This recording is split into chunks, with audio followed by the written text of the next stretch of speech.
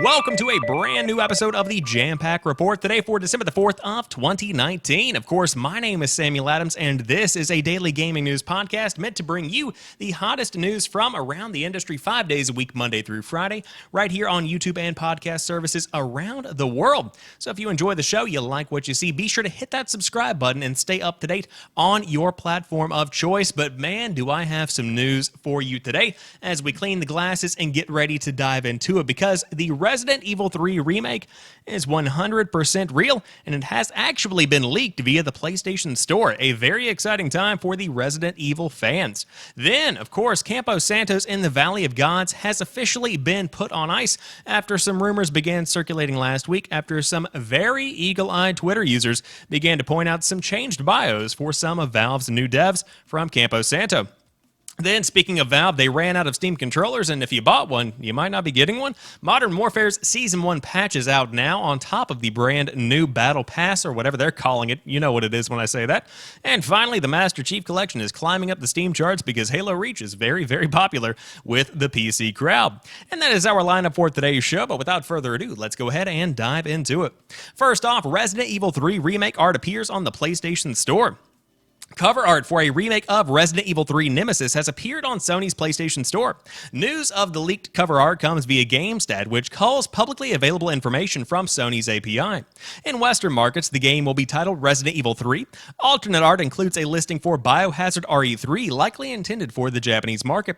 A third piece of art refers to Biohazard RE3 Z version, likely an uncensored or Z-rated in Japan by the Computer Entertainment Rating Organization version of the game. Last year's RE2 remake also received a Z version in Japan. The leak comes in advance of the Game Awards, which will stream live on December the 12th and could be home to an official reveal from Capcom. The third entry in the Resident Evil franchise, RE3, was originally released in 1999. The survival horror game tells the story of Jill Valentine and her escape from an urban center affected by a biological weapon. The game's boss, known as the Nemesis, features prominently in this new cover art. Of course, today's leak coincides with stuff we've been talking about on the podcast for a couple of weeks now, which includes a report from YouTuber Spawnwave, who claimed to have credible reports that a remake was in development and on track for a 2020 launch. Eurogamer later said the exact same thing. Then, in a financial report from October, Capcom called last year's RE2 remake an indisputable success for the company, and the publisher said it would utilize dormant game properties and remakes to promote growth in the future. This is not the only Resident Evil game on the slate. We also have Project Resistance, now known as Resident Evil Resistance. Of course, the 4 against 1 online multiplayer game. A very exciting time to be an RE fan. Now, with that being said, I like this cover art a whole lot. Of course, if you played the new version of Resident Evil 2 earlier this year, you'll know it was very, very good. Really in the running for Game of the Year for a lot of people, including the Game Awards, if I remember correctly. It's actually a nominee, and I must admit, very deserving so. It is a phenomenal game, and to see the third game remade, of course, has been rumored for quite some time. They've been working on it for quite some time, but very cool to see nonetheless, and I cannot wait to dive into this one because, man, these remakes just hit me where it counts. But if you were curious as to whether or not the rumors were true, it looks like RE3's remake is in fact going to be getting a reveal sometime soon. It could be before the Game Awards, now that the cat is out of the bag. However, you know what's not out of the bag? Or any bag, or even out of the studio? In the Valley of Gods, which is, of course, Campo Santo's next big game, now that they've been bought out by Valve. Looks like that one's not going to be coming out for quite some time. It is on hold, officially. In 2017, Firewatch developer Campo Santo had a little pause there. Ooh, keep you on your toes. Unveiled in the Valley of Gods, a promising-looking first-person adventure set in Egypt. The following year, Valve, the maker of Counter-Strike, Steam, and Dota 2, snapped up Campo Santo. Some Firewatch fans worried Campo Santo had been swallowed by a company notorious for not shipping games. Just last month, Firewatch fans freaked out a little bit when multiple Campo Santo developers who had joined Valve removed any and all mention of In the Valley of Gods from their Twitter bios. It was a worrying sign, one that we talked about here on the podcast, but no longer. Of course, Campo Santo co-founder Jake Rodkin confirms that In the Valley of Gods development is on hold, but not outright canceled. In a statement to Polygon, Rodkin says that former Campo Santo devs are busy working on not just Half-Life Alyx, the new VR game, but Dota Underlords, Steam, and other Valve projects as well. Here is the full statement. Wow, that's long. To fans looking forward to In the Valley of Gods, it's probably clear that the optimistic 2019 at the end of the announcement trailer is not going to be accurate. In the end, Valve time makes fools of us all, but yes, developers from the former Campo Santo team have joined other projects at Valve, including Half-Life Alyx. As you can imagine, our experience in the first-person adventure genre is pretty relevant. You hear a lot about how at Valve you can work on what you want. It turns out that's true, and there's a lot of work available. As we integrated ourselves into Valve, it became clear there was a lot of valuable work to be done on Half-Life Alyx. Some of us started lending a hand and have since become full-time on the project and as it approaches launch. Similarly, some ex-campos are working on Dota Underlords, some are on Steam, and so on. So to answer your question, as of today, In the Valley of Gods development is on hold, but it certainly feels like a project people can and may return to, and when that happens, we will find an exciting way to let fans know. Half-Life Alyx is scheduled to be released on Steam in March 2020, and In the Valley of Gods release date on Steam is now listed as TBD. Personally, this was a very promising game, but I do believe it's wise to put this one on ice because, quite frankly, Half-Life Alyx has the potential to make a big wave in the VR space, and of course, it is the first big Valve game that is really making headlines in the Half-Life franchise since Half-Life 2, and it makes perfect sense for developers to want that legacy, to be able to say, hey, I worked on Half-Life Alyx, a Half-Life game. That's a very big point on the resume, and so this makes perfect common sense in my opinion. Now, with that being said, Firewatch and, of course, In the Valley of Gods definitely brought something new to the table, and I think it's something that you might have missed out on whenever you're working on other Valve projects, and so that's something that we, as the players, are going to miss out on at the end of the day. But ultimately, very excited to see what happens with the Campo Santo guys in Valve. I think that a lot of good is going to come from this. Ultimately, though, I think they probably are going to end up being absorbed into the fold of Valve, and ultimately, Campo Santo is no more. They've been purchased by Valve, and that's perfectly fine because, hey, at the end of the day, they're making some very impressive projects, but you would love to see their project finally see the light of day. Who knows? It could come out, maybe not, but it still very well could. However, speaking of Valve, they have run out of Steam controllers and are canceling orders. The controller is gone for good. Last week, Valve decided it was time for the Steam controller to be retired just over 4 years after it launched. God, has it been that long? To get rid of the last of its stock and give people one more chance to snatch it up, Valve shaved the price down to $5, which was a steal even if the controller was not all it was cracked up to be.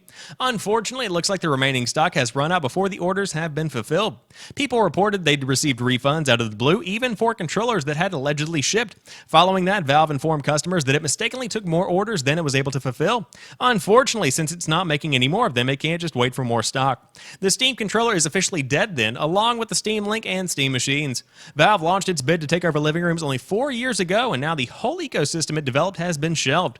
Steam machines were the first to go after they caused not even the slightest splash at launch, but none of the products really gained much traction. I still use my Steam Link, Fraser Brown says over at PC Gamer, but even with a wired connection, I have trouble with plenty of games, while my Steam controller has been ignored for years. I was so enthusiastic when I got it, but it felt cheap, it was too noisy, and it turns out that replacing the right analog stick with a trackpad is a terrible idea. Both were attractive prospects that didn't live up to their promise. And ultimately, if you did want to dive in and play with the Steam controller, you better have bought one before now, because quite frankly, you don't have the chance to do it anymore. And that's very fine. This always looked to me to be horrible. This was a horrendous controller design. The trackpad on the side of it, that makes no sense to me. I've got to have some control here. I can't just be using a trackpad, making it feel like a mouse pad over here. And then this D-pad, I don't know about that one, Chief. But ultimately, that seems to be the feeling for a lot of people. However, still a fine peripheral. I know that Rocket League, I believe, was one of the examples they used when the controller came out. It was a pretty good experience. But ultimately, if you got one for $5, congrats. You now own a piece of gaming history that will never see the light of day again. But you could play Modern Warfare with it. You probably would suck at it, but you could play it. And Season 1's patch has added 3 classic Call of Duty maps. On top of that, the Battle Pass is out now. Call of Duty Modern Warfare just got a whole lot more content. The first season of the latest Call of Duty game began on Tuesday morning, and it includes 3 more maps, numerous Spec Op missions, new weapons and skins, as well as the game's first Battle Pass. Modern Warfare's new maps are Crash, Vacant, and Shipment, and each of the 3 maps is a remake from COD 4 Modern Warfare, and will be available to play in any of the game's standard multiplayer modes. This season also adds a few new gunfight maps, cargo, atrium, and more. The start of Modern Warfare's first season also means the game is getting its first Battle Pass. This pass will allow players to unlock new items and cosmetics by gaining in-game experience. It comes with 100 tiers worth of content for players to unlock, while most of the Battle Pass rewards will require players to purchase it to unlock. 23 of the Battle Pass tiers will be free to anyone playing the game. Included in those free tiers are the two new weapons, the Ram 7 Assault Rifle and the Holger 26 Light Machine Gun, that Infinity Ward has released as part of Season 1.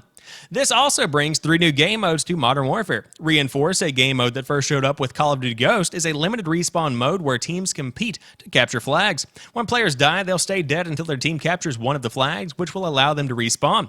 The new Gunfight OSP mode will make the 2v2 mode more interesting by forcing players to find weapons scattered around the map. And meanwhile, the Infected mode makes one player a zombie who has to infect the other players as they try to hide and survive. A classic fan mode.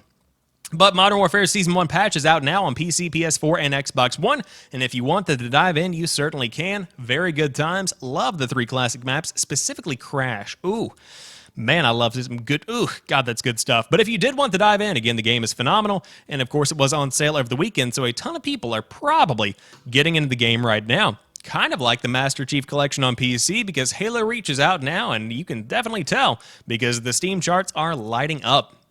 Halo Reach, one of the most memorable games in the wide-ranging series, is playable today on Steam, the Microsoft Store, and Xbox One. If you are thinking of buying Reach outright, it is $10 as a standalone game. The PC version touts 4K and 60 FPS support with optional experimental variable frame rate settings, so it looks at least as good as your foggy memories from 9 years ago, if not significantly better. It's all coming back to me by now, and it, of course, by that, I mean how bad I am at Halo. Was anyone else the worst Halo player in their friend group? Can I get a show of support? The author asked. No, you can't, because I was really good. Just kidding, I kind of sucked. But otherwise, if you want the whole package, the Master Chief Collection is out on PC, sort of. As it stands, the $40 package includes Reach right now, while the remaining games, Combat Evolved Anniversary, Halo 2 Anniversary, Halo 3, 3 ODST, and 4 will show up on PC throughout 2020. To be clear, you don't have to purchase both of these options according to 343. Think of the MCC product as a launcher that will house Reach. You can purchase MCC Complete, which will auto-update with all the titles as they are released, or you can just get Reach standalone, again for $10. In typical fashion, Microsoft is also rolling Halo Reach into Xbox Game Pass subs on PC and Xbox One, but whichever way you go, you'll still need an Xbox Live account to play online, and there is not cross-play support between PC and Xbox One, but Steam and Microsoft can mingle on PC.